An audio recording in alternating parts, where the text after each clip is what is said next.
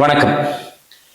யார் யாருக்கு எவ்வளவு ஓட்டுக்கள், யார் யாருக்கு எத்தனை சீட்டுக்கள், இதுதான் மீடியாக்கள்லையும் சரி, செய்தித்தாள்கள்லையும் சரி, சமூக ஊடகங்களையும் சரி, பரவலா விவாதமா அனல் பறக்கிற விஷயமா இருக்கு. ரகசிய தகவல்கள் என்ன சொல்லுது? ஒவ்வொருத்தரும் பேசுறாங்க. போலீஸ் பக்கம், கட்சிக்காரங்க, ஒரு பக்கம் திமுக, ஒரு பக்கம் அதிமுக, எல்லாரும் இன்னொரு பக்கம் தாவைக்கா, எல்லாரும் தலைவரே நாங்க வந்துருவோமா, தலைவரே அதிமுக ஜெயிச்சிருமா, தலைவரே திமுக மறுபடியும் ஆட்சிக்கு வந்துருமா, தலைவரே தளபதி முதலமைச்சர் ஆயிடுவாரா அப்படின்னு மூன்று பக்கமும் கடுமையான கேள்விகளும் குழப்பங்களும் சந்தேகங்களும் நிறைந்து இருக்கிறது. இன்னொரு பக்கம் அண்ணன் சீமான், நாம் தமிழர் கட்சி சீமான், அந்த பக்கம் பெருசா எந்த சத்தமும் இல்லை, அமைதியா இருக்கு.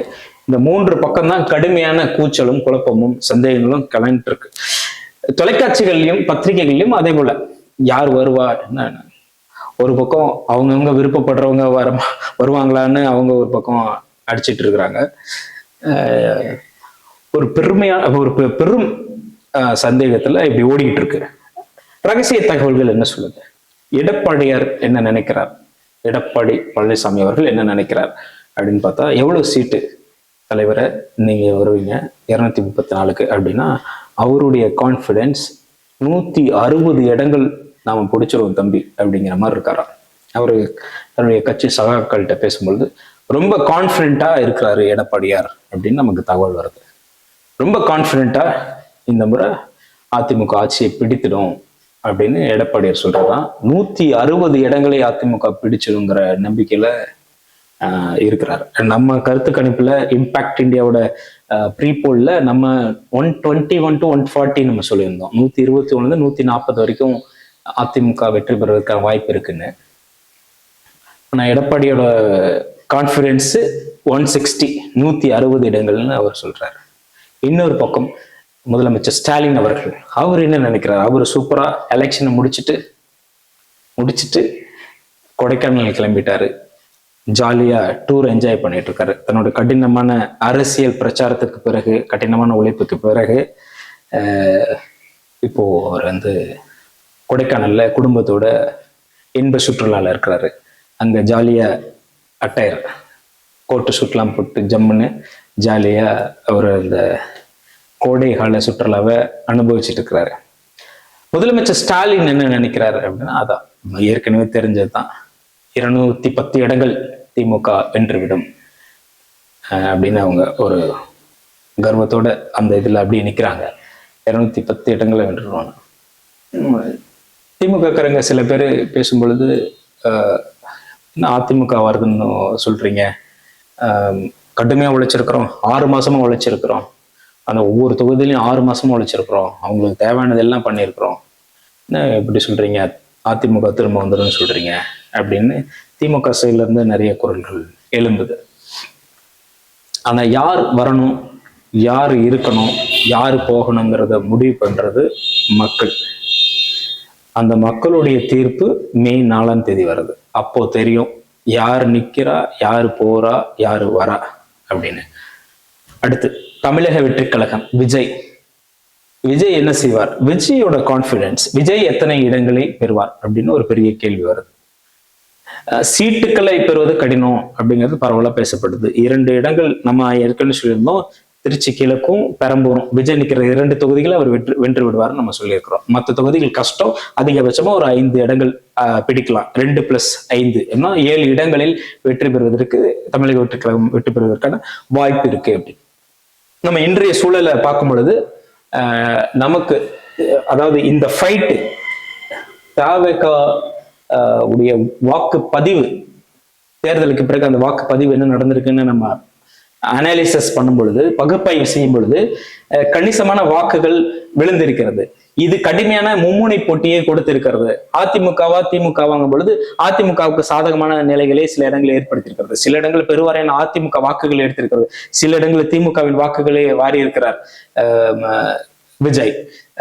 குறிப்பா சொல்லணும்னா அரசு ஊழியர்கள், காவல்துறையினர், பெண்கள், இளைஞர்கள், பரம்பரை திமுக வாக்குகள், இதெல்லாம் திமுக இருந்து பெருவாரியா போயிருக்கு.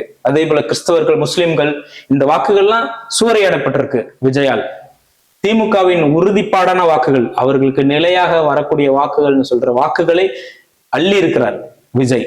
அப்போ கம்பேரிட்டிவ்லி உங்களுக்கு ஒப்பிட்டு பார்த்தால் அதிமுக வாக்குகளை அதிகமாக எடுத்தாரா இல்ல திமுக வாக்குகளை அதிகமா எடுத்தாருன்னா திமுக வாக்குகளை தான் அதிகமா எடுத்திருக்கிறார் விஜய். ஆன்டி இன்கம்பன்சி வேற, அரசுக்கு எதிரான மனநிலை வேறு கடுமையாக இருக்கிறது, அதுவும் ஒரு காரணம். அதனால ஒரு மாற்றம் வேண்டும் என்பதற்காக ஒரு காரணம். இதனால திமுக இருந்து நிறைய வாக்குகள் போயிருக்கிறது. நகர்ப்புறங்கள்ல அதிகமான வாக்குகளை விஜய் பெறுவதற்கான வாய்ப்பு இருக்கு. ஆனா கிராமப்புறங்கள்ல நிலைமை அப்படி இல்லை. கிராமப்புறங்கள்ல ஒண்ணு அதிமுக, ஒண்ணு திமுக. அப்புறம் அங்க இருக்கிற வேட்பாளர், தொடர்ந்து சேவை செய்யற ஒரு அமைச்சர் இல்ல முன்னாள் எம்எல்ஏ, அவங்க ஒரு கண்ட்ரோல் வச்சிருப்பாங்க. அப்புறம் அங்க இருக்கிற சாதி, அங்க இருக்கிற கட்டமைப்பு, அங்க இருக்கிற ஊர் பெரியவர்கள், இதெல்லாம் சேர்ந்துதான் அந்த தொகுதி யாருக்குன்னு முடிவு பண்ணும். நகர்ப்புறங்கள்ல மட்டும் அதுக்கான சாத்தியங்கள் குறைவு. அதனால கடுமையா இருக்கும், போட்டி அதிகமா இருக்கும். நகர்ப்புறங்கள்ல விஜய்க்கு ரசிகர்களுக்கு அதிகம், நகர்ப்புறங்கள்ல மாற்றம் வேண்டும் அப்படின்னு ஓட்டு போறவங்களோட எண்ணிக்கை அதிகம். அதனால நகர்ப்புறங்களில் வரக்கூடிய கருத்துக்களை வைத்துக் கொண்டு விஜய் வெற்றி பெற்று விடுவார், விஜய் முதலமைச்சர் ஆகி விடுவார் என்று நம்ம முடிவுக்கு வர முடியாது. விஜய் கணிசமான வாக்குகளை பெற்று கடுமையான போட்டியை கொடுக்கிறார். அந்த போட்டி அதிமுகவுக்கு சாதகமாக அமைகிறது. கிராமப்புறங்களில் செகண்ட் டயர், இரண்டாம் நிலை மாவட்டங்கள் எல்லாம் அரியலூர், பெரம்பலூர், இந்த தேனி, திண்டுக்கல், இந்த மாதிரி இடங்களில் எல்லாம் அங்க இருக்கிற இளைஞர்களும் பெண்களும் மட்டுமே ஓட்டு போட்டு தவக அங்கு எம்எல்ஏயாக வந்துட முடியாது. அங்கு கட்டமைப்பு இருக்கிறது. காலங்காலமாக திமுக போட்டவர்கள், காலங்காலமாக அதிமுக போட்டவர்கள், காலங்காலமாக அந்த அந்த அங்க இருக்கிற சாதி அடிப்படையில் வேட்பாளர்களை தேர்வு செய்தவர்கள்லாம் மாற மாட்டாங்கன்னு தற்போதைய சூழலில் அவர்கள் மாற்றி ஓட்டு போடுவதற்கான வாய்ப்பு இல்லை. யார் தங்கள் சாதியில் நிறுத்தப்படுகிறாரோ அவர்களுக்கு ஓட்டு போடுவது வழக்கமாக இருக்கிறது பல தொகுதிகளில். அந்த அந்த அந்த வழக்கத்தில் அதுக்கு தகுந்தால் போலதான் அதிமுக வேட்பாளர் நிறுத்தும், திமுக வேட்பாளர் நிறுத்தும். ஏன் தவேகாவும் சாதி அடிப்படையில் வேட்பாளர்கள் நிறுத்தியிருக்கிறார்கள். எந்த தொகுதியில் எந்த சாதிக்கு வாக்கு அதிகமாக சாத்தியம் இருக்கிறதோ அந்த சாதியினரை அங்கு வேட்பாளராக நிறுத்தியிருக்கிறார். அதனால இந்த சாதிய கட்டமைப்பு ஒரு முக்கியமான அங்கமாக இருக்கிறது.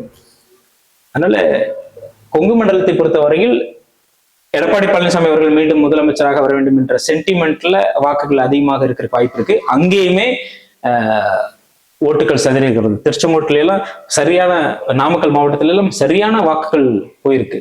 அதிமுக உடைய வாக்குகள் தான், அதிமுக கோட்டையா இருந்த இடங்கள்லாம் நிறைய வாக்குகள் போயிருக்கு. அதனால திமுக அதிமுக இரண்டு வாக்குகளுமே அள்ளி இருக்கிறார். இரண்டு வாக்குகளிலும் சேதாரம் இருக்கிறது.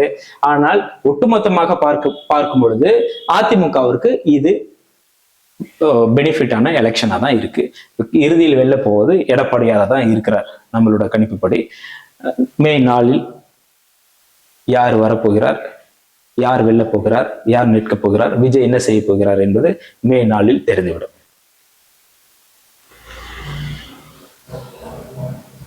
நன்றி, வணக்கம்.